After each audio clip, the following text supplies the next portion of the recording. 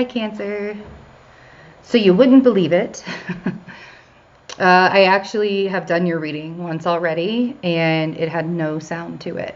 Neither one, because I do it in 2 sections, and neither one of the sections had sound to it. So I'm really going to look after this to make sure that there's sound on this first video before we keep moving forward. But I think it was because, it was a great reading, but I think that there were other things that we really needed to talk about, and a lot of times I like to be softer with you guys, because even though I know that you guys can handle my realness and just telling you guys how it is, I don't like doing that.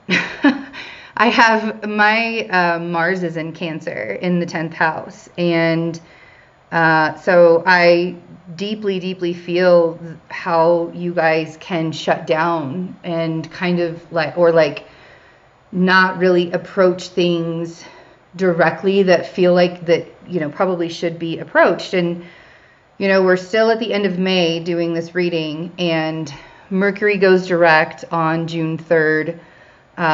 We're still under snow here, so it's a little chilly. I've got that's why the beanie's on.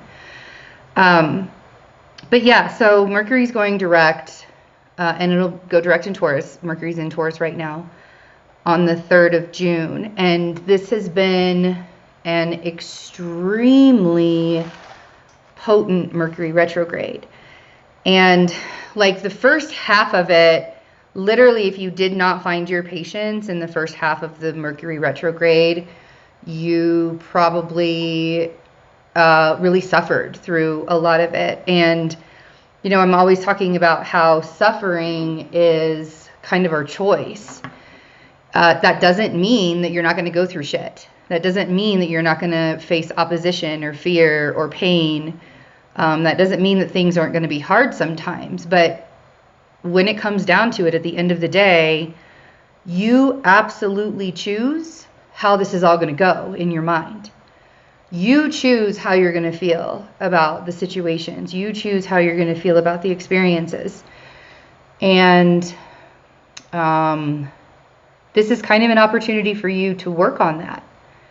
To work on not feeling like you're getting the short end of the stick, so you're going to shut down and you're going to, punish the other person or the other people or whatever by silence, or by just being like, you know what, I'm done. I'm not even going to deal with you anymore, and like cutting people out. Because you will have to revisit that during the post-shadow period until the 18th of June. And those conversations don't go away. Those situations don't go away. So there's a lot of lessons that you have right now going on about sharing space with others as Saturn transits your 8th house. And there's a very real possibility that you can benefit from other people helping you at this time if you speak up, if you allow yourself to say, you know what, I really need some assistance right now. And it doesn't even have to be in like a monetary way. When we speak up and say, hey, I need to talk, or hey, it's time to, we need to have a conversation, or I feel like I need to get something off of my chest. When you allow yourself to do that, instead of trying to sidestep the whole situation and ignore what's happening, you open up so much energy. You open up possibilities. You open up so many things for yourself. Okay, so yeah. All right, we have the Page of Swords. We have the 4 of Wands. We have the Empress on the top row.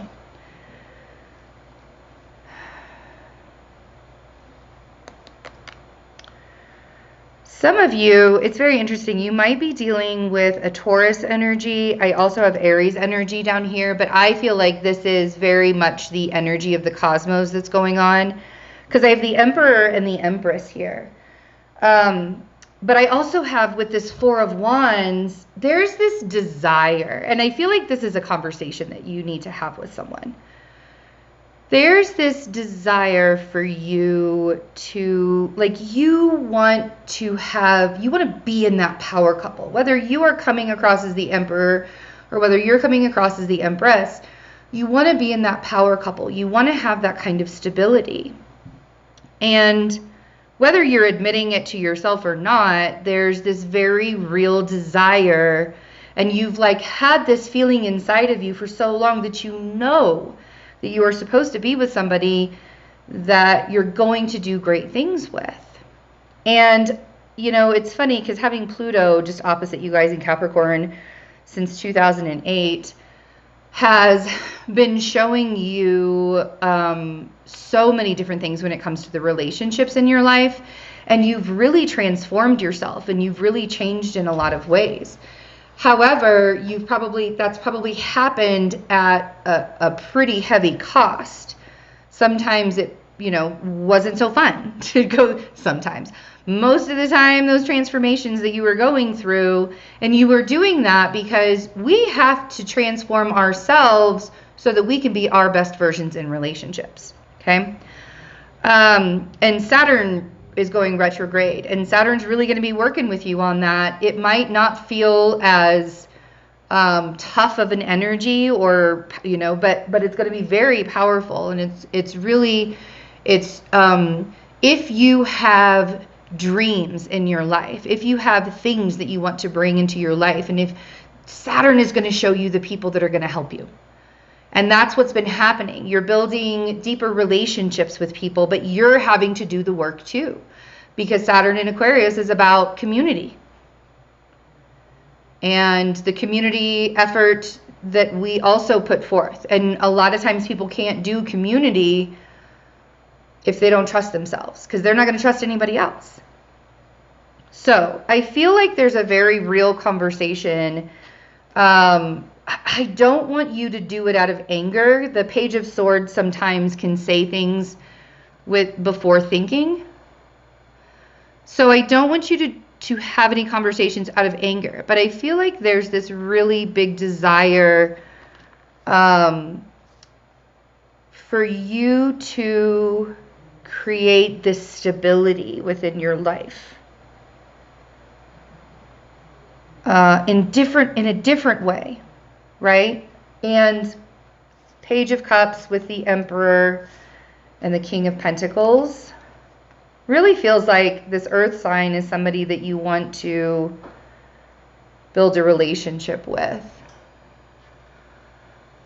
You want, and see, here's the thing, Cancer, is you guys really want a partner that is going to be stable. You want a partner that is going to show up for you. You want a partner that you can build a life with and know that you're not the one that's just doing it on your own. Because clearly you could do it on your own, but you don't want to.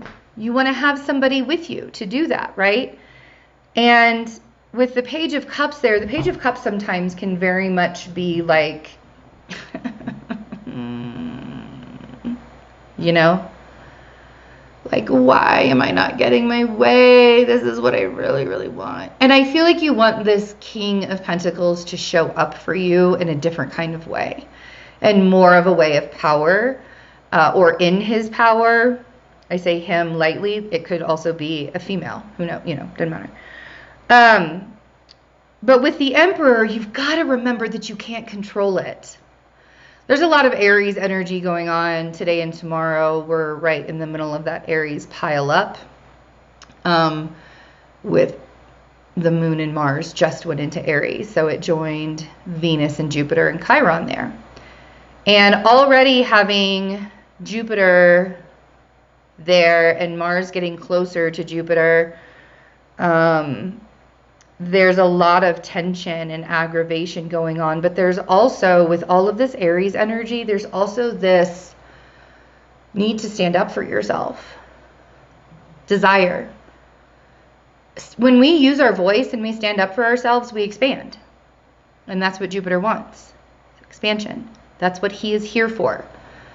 Jupiter is full of gifts. Full of gifts. But I guarantee you that if you don't have the space, time, energy, whatever in your life, if your life is being taken up by things that are draining you instead of building you up, you're always going to be searching for something else and something else. And Jupiter won't have that. So he removes things. And he doesn't remove things like, he doesn't come up to you and say, you know, I think it might be a really good idea if you stopped seeing this person because they just are not the partner for you and I feel like you could really do better. He doesn't do that. He says, listen, and he pulls you in closely and he shows you all of the reasons why, because of all the power that you hold and all of the greatness that you have inside of you.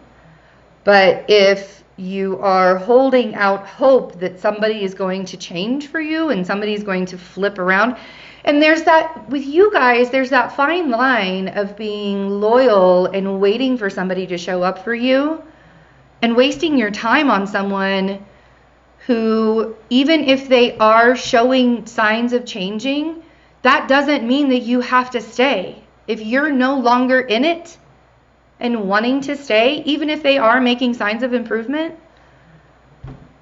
it's not your responsibility to raise adults, right? Our responsibility, like if we're mothers or fathers, our job is to teach our children to uniquely guide themselves, to guide them through life, and let them teach us back, right? But when you become an adult, it is 100% your responsibility to heal. Now, can you heal with somebody else? Absolutely. Absolutely. My partner and I heal with each other all the time. There's always moments that we have to go through to level ourselves up to the next whatever we're going through. But that doesn't mean, like, if I were improving myself and my partner just wasn't feeling it anymore, yes, I would be very sad and probably a little bit devastated that he didn't want to be with me anymore. But that's also reality.